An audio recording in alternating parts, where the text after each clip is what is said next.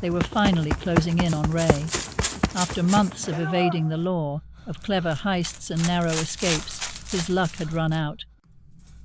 A few miles outside a quiet town, Ray found himself cornered, his only option to dive into the forest. He told himself it was just trees, but this wasn't any ordinary forest. This was the Graveville Hollow, a place locals avoided, a place even seasoned hunters steered clear of. But to Ray, it was a risk he had to take. Ray plunges into the forest, glancing back as he runs deeper. The thick canopy above swallowed up any light, the forest floor, damp and treacherous underfoot. But Ray was used to danger. He lived for it. Just gotta lay low for a few hours, he thought. Just long enough to lose them. He chuckled under his breath, thinking of the stories he'd heard, whispers of people who'd vanished here, never seen again. Fairy tales, he muttered. Yet as he pressed on, a strange feeling began to creep over him, a sense that he wasn't alone. He glanced around the dense, shadowy surroundings. He heard rustling, branches snapping, leaves shifting. The sounds seemed to come from every direction, closing in on him. His pulse quickened, but he shoved down the fear, telling himself it was just nerves. Then he saw it, a faint glimmer of light through the trees. A small cabin, barely visible, tucked deep within the woods. Relief flooded him. Maybe he could hide out there, just for a while, until the coast was clear. Ray cautiously approaches the cabin, casting glances over his shoulder, but as he stepped closer, he noticed something strange. The door was ajar, and inside, absolute silence, an unnatural stillness that made his skin crawl. He steps inside the cabin, scanning the dim, empty room. At first, he thought it was abandoned, but then he saw the walls, covered in strange carvings, symbols he didn't recognize, claw marks dug deep into the wood. He looked around, calling out to see if anyone was there. Hello! But no one answered. Ray leaves the cabin, feeling uneasy as he heads back into the woods. Something about the place unsettled him, so he decided to press on.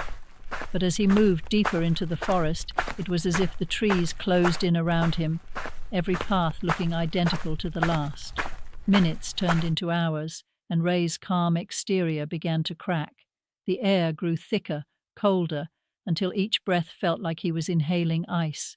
And the sounds, those whispers, at first faint, almost like the wind, but growing louder, following him. Ray started running again, panic clawing its way up his throat.